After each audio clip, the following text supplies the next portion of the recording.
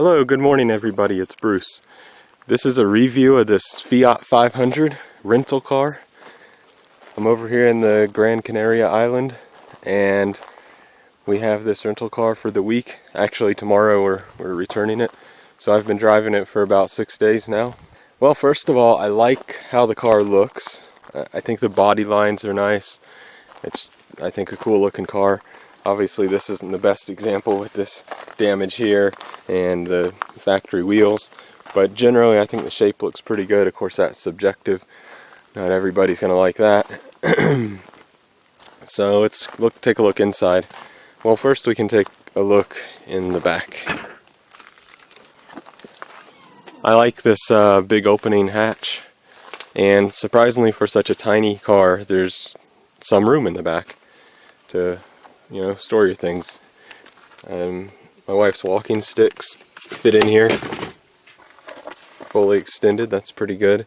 We were able to put all of our luggage back here, and it still has back seats also. Now they're not that big, but for somebody who's medium to small size, you can actually fit back there. I can fit back there.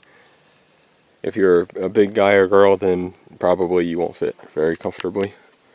I haven't actually sat in the passenger seat. I've been driving.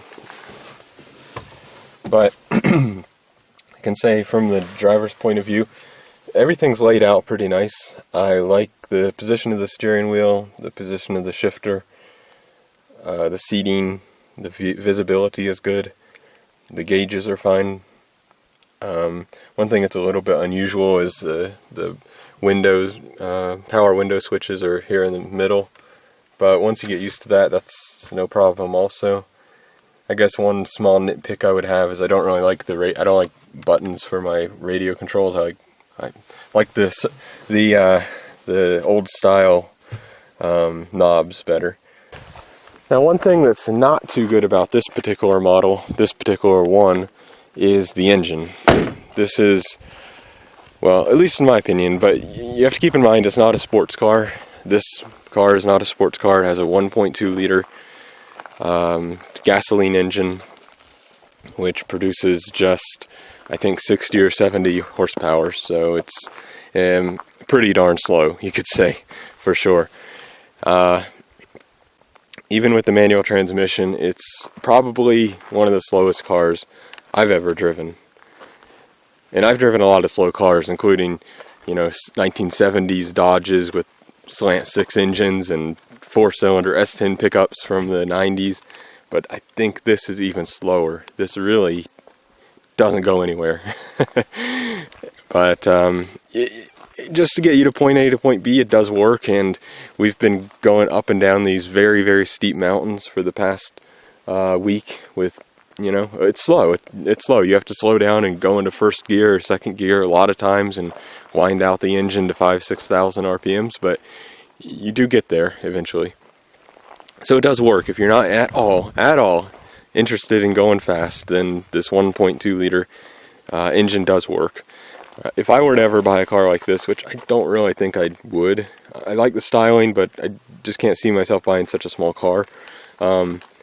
If I did, though, I would definitely want a more powerful engine. I mean, I don't need the race car version, or whatever they might have, but at least something with around 100 horsepower would be a lot better, because you can really feel it on the highway. This has no power after 80 miles per hour. It takes forever to accelerate. I don't know what the top speed is, but I think the gauges say, I don't know, 220? Yeah, 220 kilometers an hour.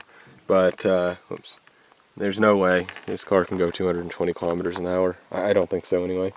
I will say the braking has been pretty good. We've been coming down a lot of steep roads and stuff, and the brakes have never faded, and I've felt very confident with them. Even though, if I look at them here, they're very tiny. And I think they're even, I think that's a solid rotor also in the front. Oh wow, and it actually looks like a drum in the back. I think it's a tiny drum in the back.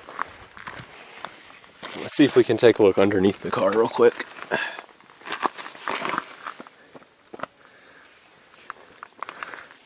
looks like probably solid axle in the back here.